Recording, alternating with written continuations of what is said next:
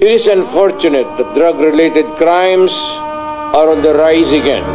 Every day you can read about children being raped, people getting killed and robbed, and just recently a drug den was raided within the Malacañang complex.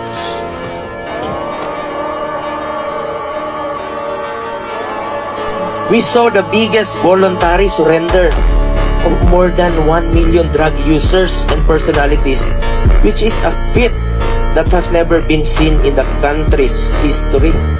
1.6 million po ang sumurrender. First 6 months po ito. Kulang na kulang nga po yung mga lugar, no, kung saan sila magsusurrender. Nagkulang po ang mga preso dahil sa dami po ng nagsurrender. Nagsurrender po sila dahil sa paniniwala nila na seryoso po ang war against drugs ni Pangulong Duterte. Ako po'y nakulong.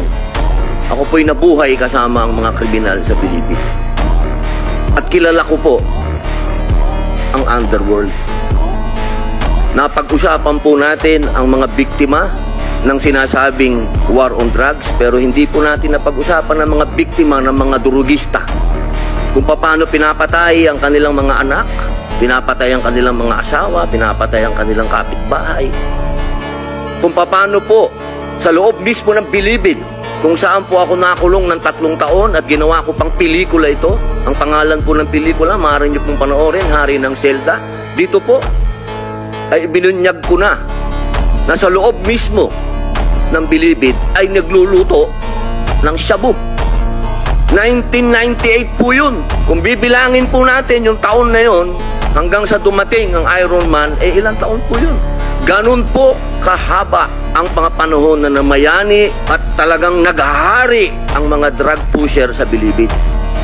Na nung sa panahon ni Pangulong Rodrigo Roa Duterte, masasabi ko na po na natakot ang mga kriminal. Wala pa po siyang ginagawa. Doon lang sa commercial niya na last Christmas yun na to, natakot na ho ang napakaraming kriminal. Ako'y tao lamang. Kaya binabati ko pa rin, Merry Christmas. Kayong mga durugista, magdanakaw, mga korap, mga kriminal, at yung nagpapahirap sa Pilipino. Kaya kung ayaw ninyong minto at patuloy pa rin ang karahasan, ito na ang huli ninyong Merry Christmas. Ang hinahangaan po naming pinakamagaling na Pangulo ng Pilipinas, PRRD, Digong, Mayor. Drugs will destroy the Filipino. It will destroy my country.